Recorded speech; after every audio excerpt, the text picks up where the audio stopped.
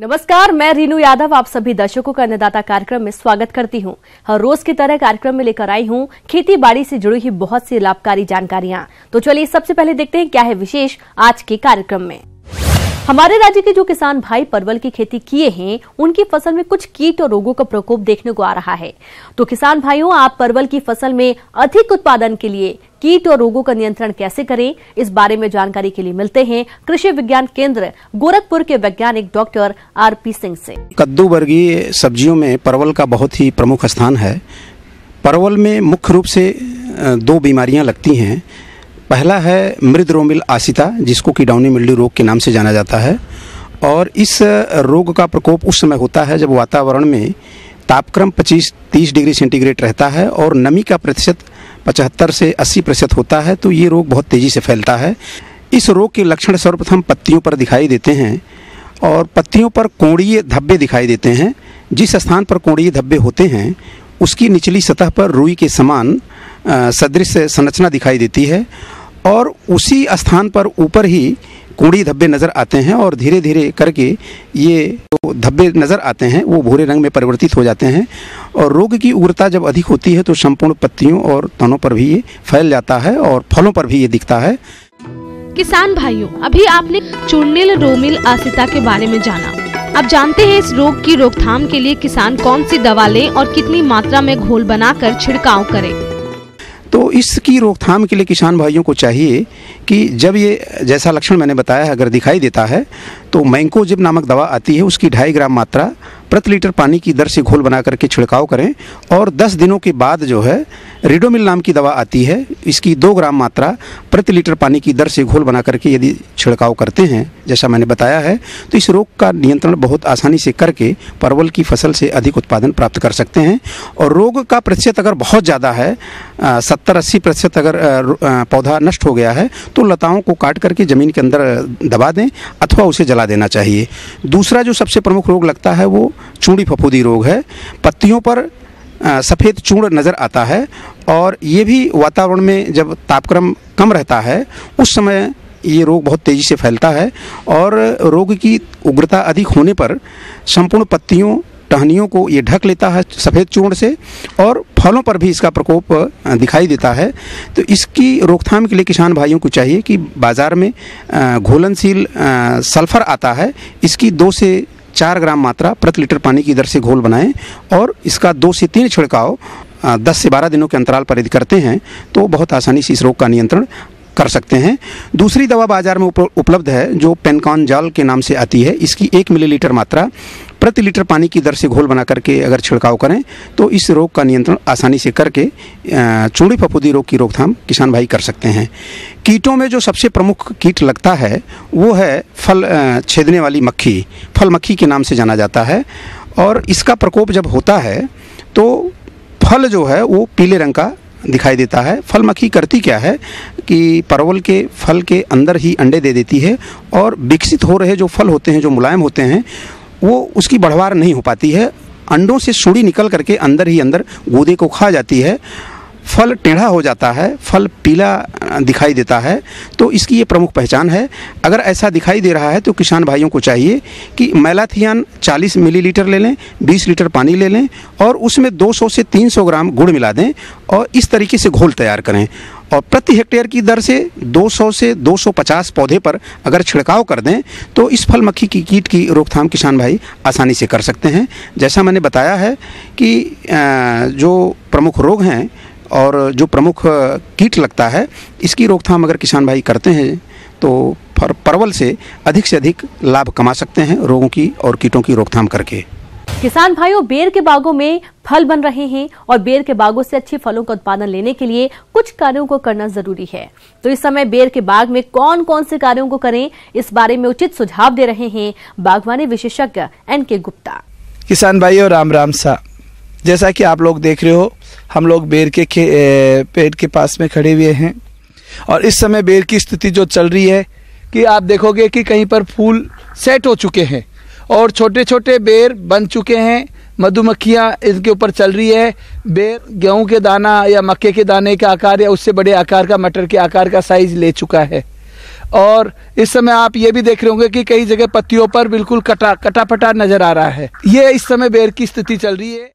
किसान भाइयों, बेर के बाग से अधिक फल उत्पादन मिले, इसके लिए बाग में निराई गुड़ाई करके खरपतवारों को समय समय पर निकालते रहना चाहिए। इसके अलावा फलन की अवस्था में और कौन कौन से कार्यों को करना चाहिए, आइए इस बारे में जानते हैं।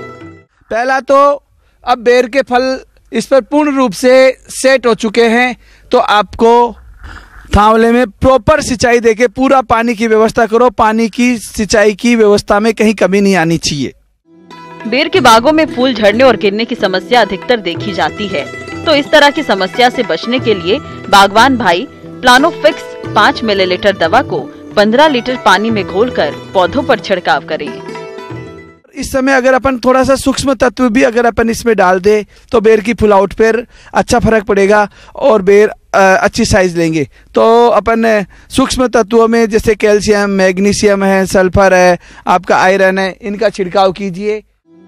बेर के बाग में पुष्पन से फलन की अवस्था चल रही है और इस समय बाग में कई तरह के कीट और रोगों का प्रकोप होता है। बागवान कौन सी दवा लें और कितनी मात्रा में घोलकर छिड़काव करें, इस बारे में उचित सुझाव के लिए मिलते हैं।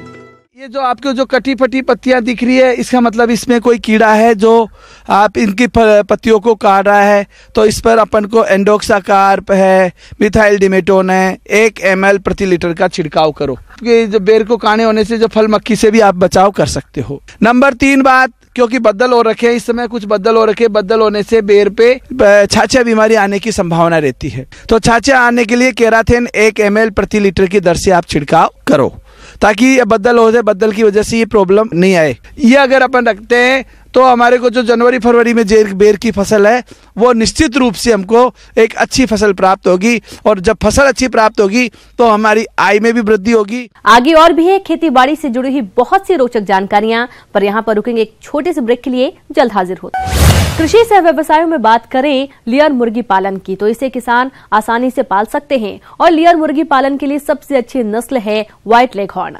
तो इसका पालन किस प्रकार से करें, इस बारे में जानकारी के लिए मिलते हैं पशु चिकित्सा एवं पशु विज्ञान महाविद्यालय नवानिया वल्लभ नगर उदयपुर के डॉक्टर सुनील कुमार से। ये मुर्गी की नस्ल मुख्यतः इटली की नस्ल है और वर्ल्ड के अंदर सबसे ज़्यादा अंडों के उत्पादन के लिए ये नस्ल जानी जाती है। इस मुर्गी के अंदर साल के अंदर ये 300 के लगभग अंडे देती है। आजकल प्रदेश के किसान लेयर मुर्गियों को केज सिस्टम में पालने लगे हैं, क्योंकि केज सिस्टम में लेयर मुर्गियों को पालने में काफी आसानी रहती है। साथ ही केज सिस्टम के और भी बहुत से फायदे हैं, तो चलिए जानते हैं केज सिस्टम में लेयर मुर्गियों के पालन के लाभों के बारे में।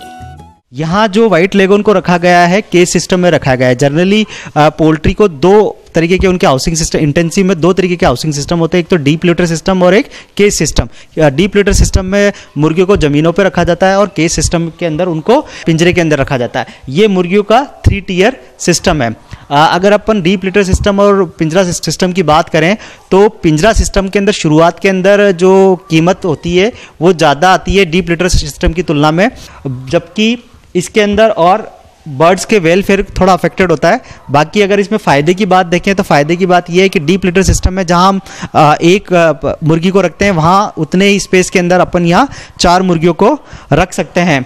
और डीप लिटर सिस्टम की तुलना में केज सिस्टम के अंदर अंडों का उत्पादन पे जो लागत आती है वो लागत पिंजरा सिस्टम के अंदर कम आती है, क्योंकि डीप लिटर सिस्टम के अंदर जो मुर्गी है स्वतंत्र रूप से घूमती है तो उसमें ऊर्जा ज़्यादा नष्ट होती है, इसलिए उस ऊर्जा की आवश्यकता ज़्यादा होती है। ये ऊर्जा उसको उसके आहार से मिलती है, अतः उसमें जो अंडा उत्पादन की लागत होती है वो ज़्यादा आती है। जबकि पिंजरे के अंदर जो मुर्गी है वो पिंजरे के अंदर रहती है, उसका जो चलना फिरना रेस्ट्रिक्टेड मूवमेंट होता है तो वो चल फिर नहीं सकती, इसलिए उसमें ऊर्जा का ह्रास जो है कम होता है, इसलिए उसको ऊर्जा की आवश्यकता भी कम होती है, इसलिए उसमें दाना वो कम खाती है। तो दाना कम खाती है तो इससे अंडे के उत्पादन की लागत इसके अंदर कम आती है, इस वजह से इसके अंदर फ़ायदा ज़्यादा होता है। और डीप लिटर सिस्टम में जहां अंडों के टूटने की या अंडों के गंदे होने की शिकायत रहती है, पिंजरा तंत्र के अंदर वो अंडों के टूटने की या गंदा होने की शिकायत कम होती है। डीप लिटर सिस्टम के अंदर जहां मुर्गियों को हम उनकी देखभाल नहीं कर पाते अच्छी तरह से कि कौन सी मुर्गी बीमार है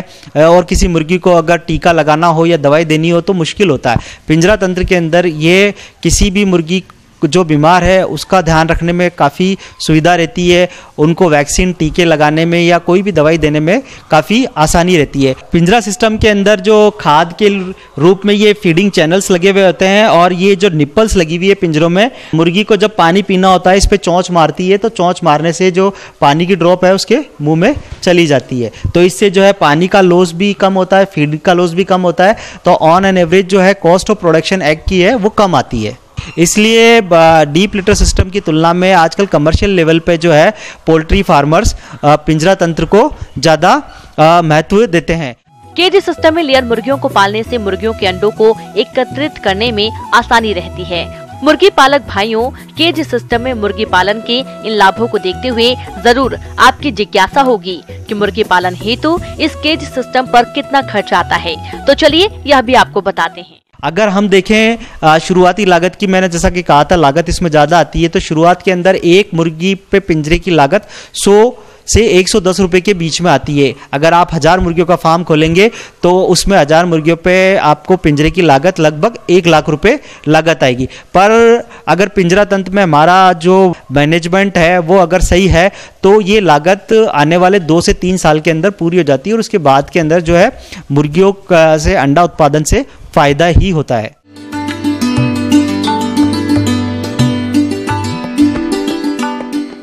जॉन डियर अन्नदाता हेल्पलाइन निःशुल्क फोन संपर्क सेवा के माध्यम से आपके द्वारा पूछे गए प्रश्नों में से 1 या 2 महत्वपूर्ण प्रश्नों को हम अपने कार्यक्रम में शामिल करते हैं और इसी के तहत आज का चयनित प्रश्न और उसका जवाब इस प्रकार है। अन्नदाता निःशुल्क फोन संपर्क सेवा के माध्यम से पूछे गए प्रश्नों में से आज हमने जिस प्रश्न को कार्यक्रम में शामिल किया है उसे पूछा है ग्राम कंधरापुर, जिला आजमगढ़ के कृषक विवेक कुमार ने। यह कंबाइन हार्वेस्टर से कटाई के बाद धान के डूंठों का प्रबंधन कैसे करें, इस विषय पर जानकारी चाहते हैं। तो विवेक कुमार जी, आपकी जानकारी के लिए प्रस्तुत है कार्यक्रम का यह अंश। आज हम लोग पराली प्रबंधन, जो कृषि अवशेष रहते हैं, फसल अवशेष, उसके प्रबंधन पर बात करेंगे, चर्चा करेंगे।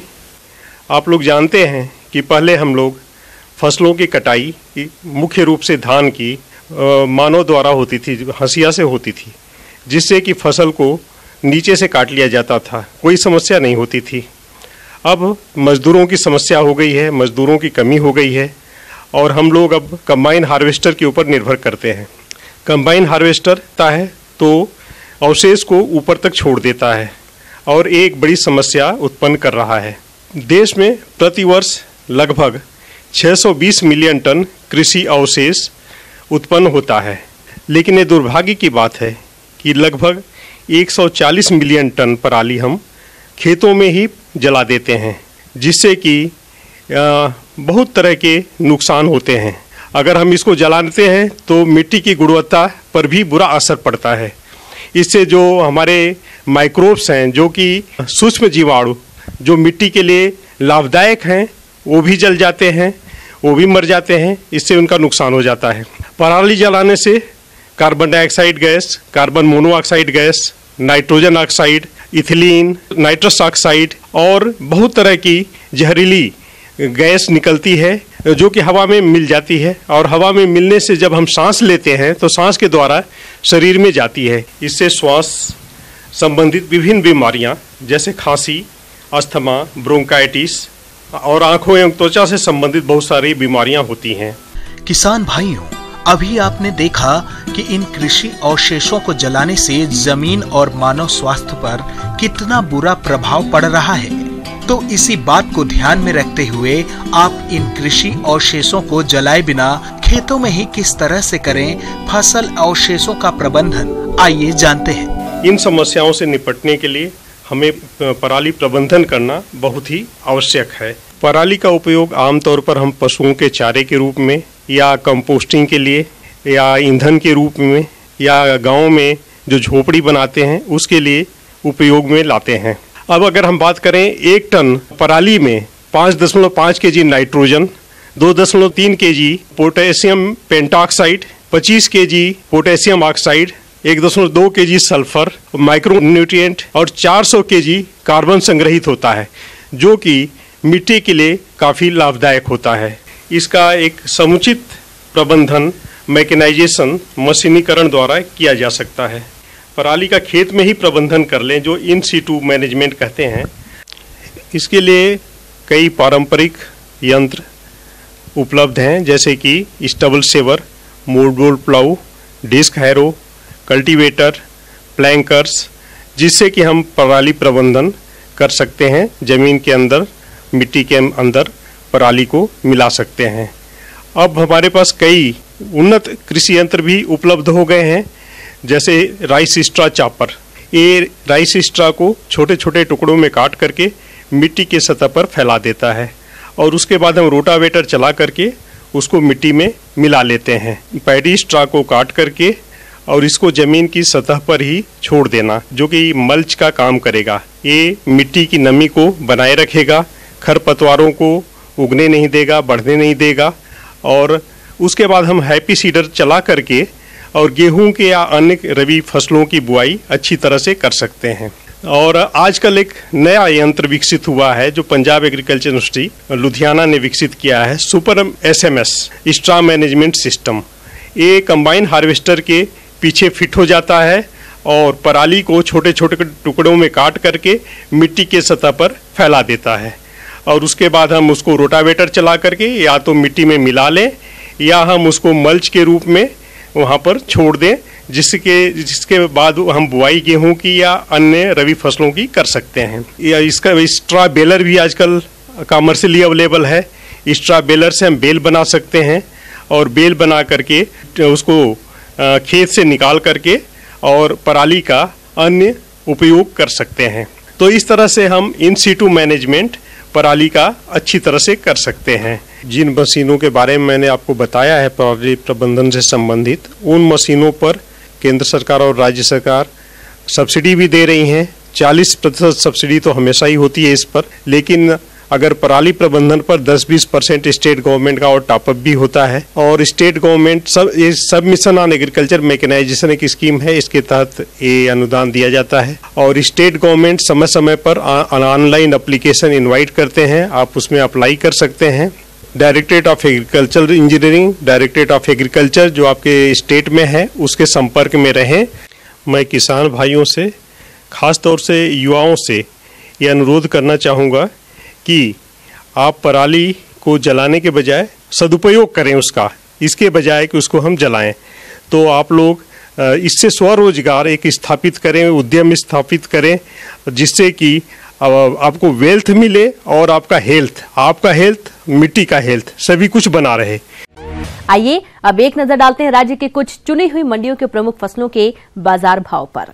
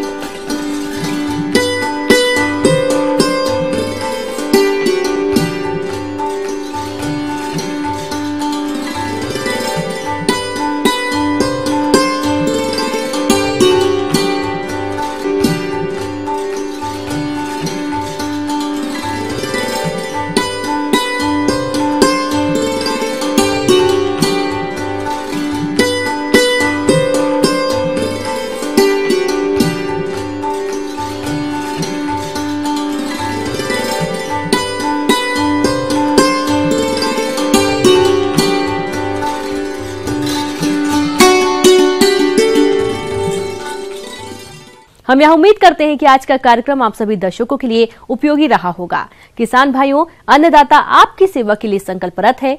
कृषि संबंधित समस्या एवं सुझावों के लिए आप हमें इस पते पर संपर्क कर सकते हैं। प्रोड्यूसर अन्नदाता news 18 Uttar Pradesh Uttarakhand Ramoji film city Hyderabad 501512। साथ ही आप हमें ईमेल भी कर सकते हैं। हमारा ईमेल है p18annadata@nw18.com। और इसके अतिरिक्त आप हमें जॉन डियर निःशुल्क हेल्पलाइन नंबर 180041922155 पर सोमवार से शनिवार सुबह 10 से शाम 4 बजे के बीच संपर्क कर सकते हैं। और आइए अब देखते हैं कल दिखाए जाने वाले कार्यक्रम की प्रमुख झलकियां। जैविक खेती से पर्यावरण रहेगा सुरक्षित और किसानों को होगा लाभ।